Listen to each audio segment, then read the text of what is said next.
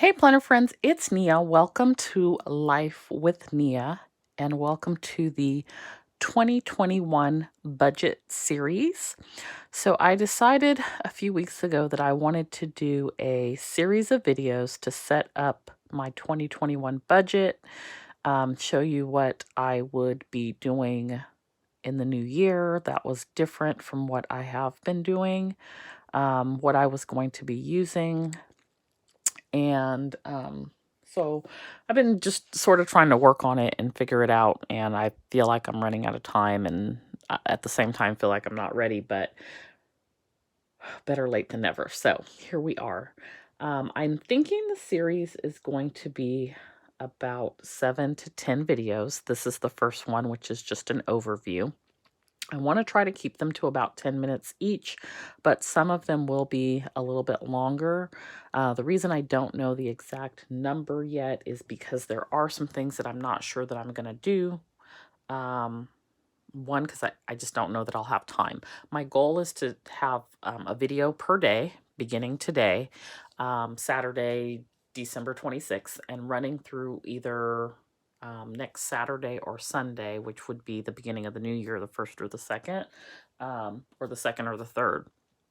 So I know that I want to do, like I said, the video today, which is going to be about what planners I'm using and tools, resources. The next one would be my 2021 annual budget, my 2021 annual business budget, a sinking funds video, a goals video, an emergency fund video, a savings video. And then I sort of am not sure, do I want to do one for debt tracker, one for debt snowball, a combination of the two? And I don't know if I want to do a net worth video or not. I know what my net worth is negative a lot. So there's that. So that's what I'm thinking of. I will show you what I have been using and what I plan to do in the new year. So before I show you that, check out these new stickers that are going to be going up in the shop.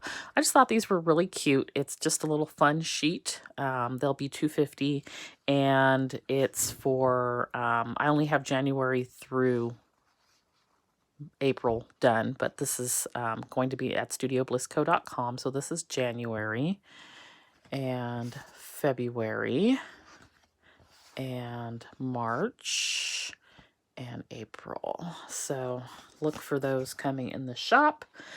And one of the things I had done was I went back to the very beginning of 2020, and this is what I started with, which is the Petite planner. I'm still going to be using the Petite planner, but it was just kind of fun to look back at what I was using. This was my poor little Petite planner system that had the coffee spill all over it, so it looks a hot mess. But it's just kind of fun to see how you evolve. I was trying to cover up the coffee stain at the bottom, so that's why you see all this washy down here that looks a hot mess. But this was the first kit that I designed, my Blue Bliss, which has been revamped and is still available. And then in July, I moved into a nice new clean one that did not have a coffee stain on it. And so that's this one. And so this is an 18-month Petite planner, and it's the monthly planner. So it runs from July 2020 to December 2021. I am going to stop using it in December 2020.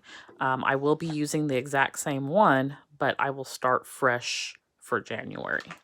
So this is my current setup. The monthly has all the bills laid out and goals. I do that pretty much every month. And then in the back, what I do is my budget, which has income and expenses, cash envelope, sinking funds, and then I have a debt tracker and a spending tracker. And I repeat that every month as well. I typically do not use the debt tracker. And I have started to not really use the spending tracker either. So, let's see, October. So what I think I'm going to do, and then this month I did not use either, is I am just going to do in the new year the budget, cash envelope, and sinking funds, which one of the reasons why I was switching in January is because I don't have enough paper left for all of 2021. So that'll help alleviate that problem, and it'll give me some space to do some other things in the back of the Petite planner. I also use the monthly planner. I'm going to be using that as well in the new year. So this was an academic year. It ran from July of 2020 through June of 2021. I'm going to stop using it here in December, but it is a similar setup. And so we've got our July calendar. I did this for a few months here where it's like an overview of the month. Never quite figured out my goal, my dashboard notes page there, but I do income, expenses, cash envelope, sinking funds, debt tracker, spending tracker, and I'm not very good about writing it in here either. Business expenses. So let's look at December. I will show you where I do write it down at though. So we've got our December calendar, all the bills laid out. Can't figure out these 2 pages, but I have plans for them in the new year. Income, expenses, and I just didn't write them down here.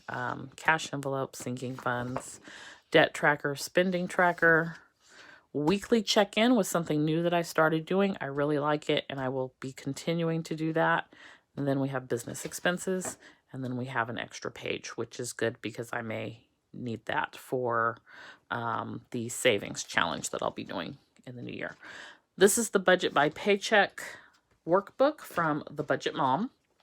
And so this is where I like throw everything down and sort of do my pre-planning, but it is also where I am very good about writing all of my expenses down. So sometimes I use this calendar, sometimes I don't.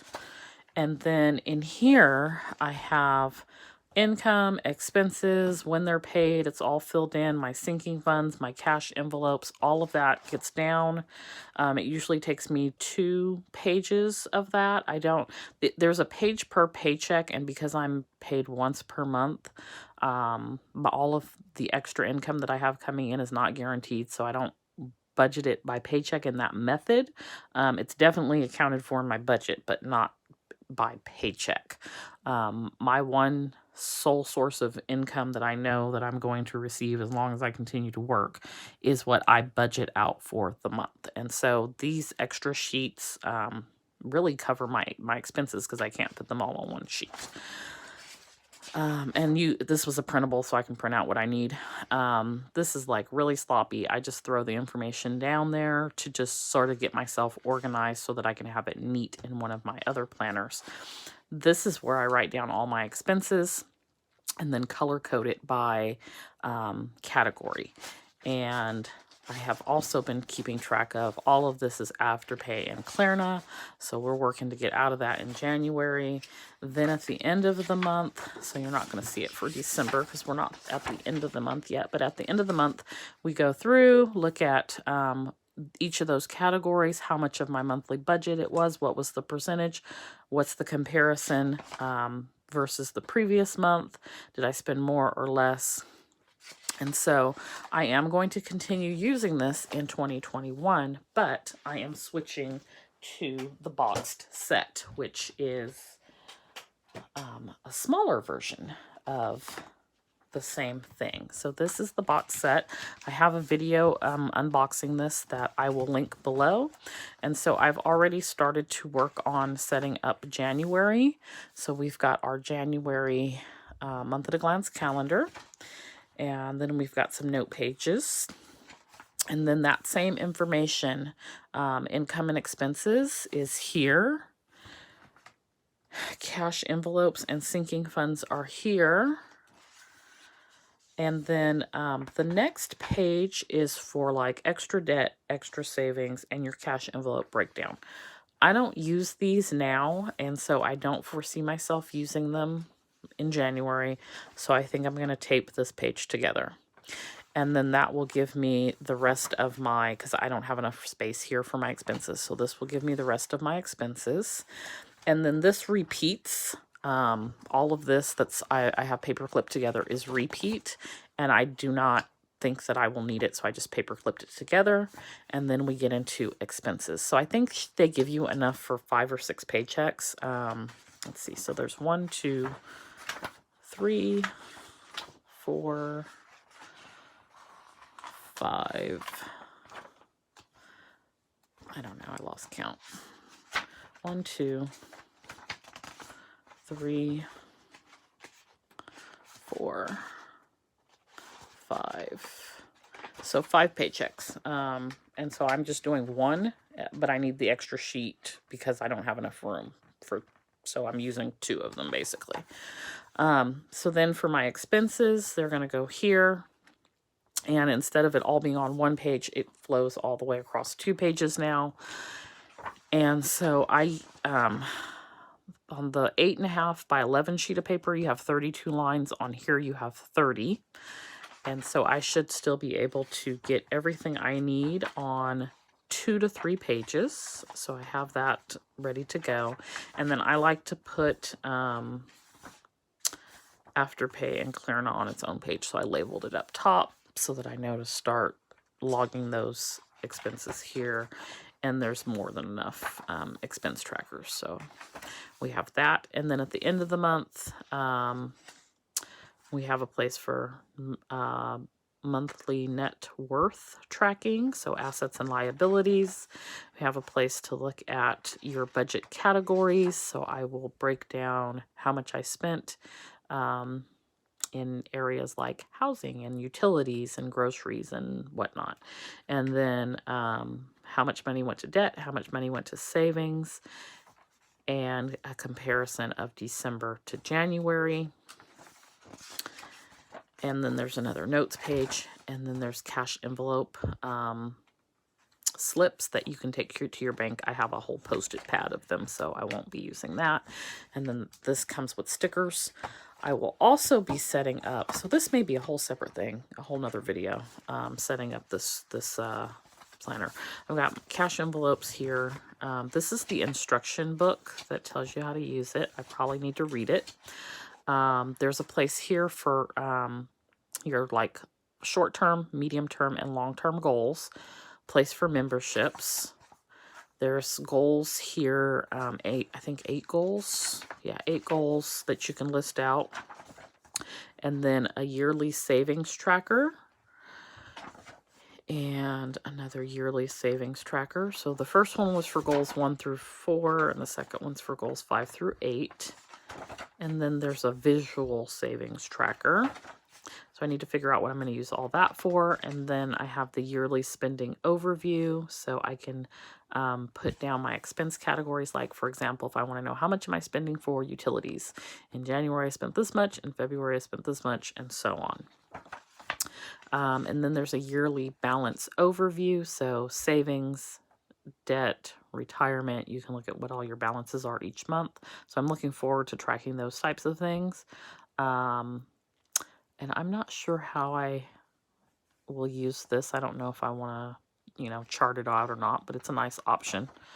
And then there is a bill tracker as well for January through December, and a medical bill tracker, which I know I won't use, but I had an idea to use it for something else. I need to go back and watch my own video because I don't remember what it was.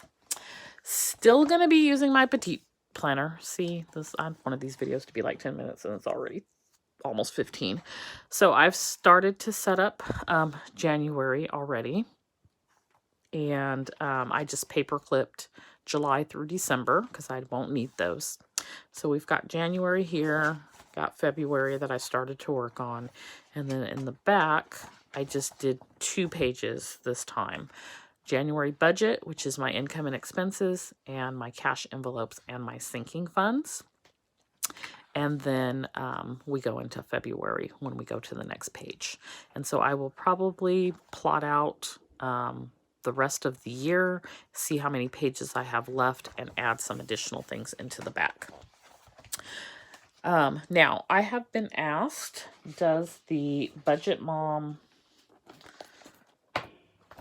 box kit, so it comes in a box that looks like this, so that each month is in its own individual package like this, and then it's in a box. And So this is the box, and I'm going to just store them in there. But I've had a few people ask me, does it fit within the Petite planner system in the folio?